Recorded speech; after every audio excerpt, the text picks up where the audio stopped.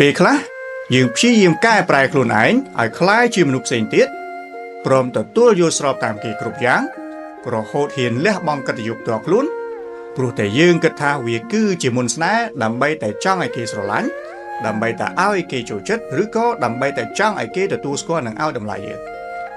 ប៉ុន្តែជាការពិតនៅពេលដែលយើងបន្ទាបតម្លៃខ្លួនឯង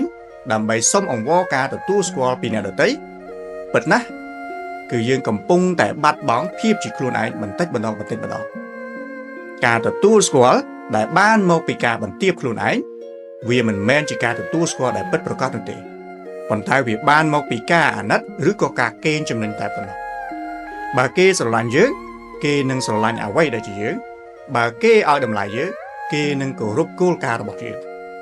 ដូច្នេះយើងមិនចាំបាច់បត់បែនខ្លួនឯងដើម្បីតែចង់ឲ្យអ្នកដទៃមើលមកយើងថាជាមនុស្សល្អនោះទេមាសនៅតែជាមាសទោះវាស្ថិតនៅក្នុងភក់ក៏ដោយប៉ុន្តែបើមាសព្យាយាមកែប្រែពណ៌ខ្លួនឯងឲ្យដូចជាភក់ដើម្បីតែឲ្យភក់ទទួលស្គាល់តើមាសនោះវានៅមានតម្លៃជាមាសទៀតដែរឬទេ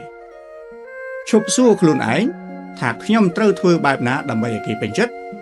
តែត្រូវសួរខ្លួនឯងវិញថាតើខ្ញុំបានផ្ដល់តម្លៃឲ្យខ្លួនឯងគ្រប់គ្រាន់ហើយឬនៅកុំខ្លាចនឹងការមិនទទួលស្គាល់ពីអ្នកដទៃប៉ុន្តែត្រូវខ្លាចនៅពេលដែលយើងឆ្លោះកញ្ចក់មើលខ្លួនឯងហើយមិនស្គាល់ថាមនុស្សដែលនៅកញ្ចក់នោះគឺជានរណា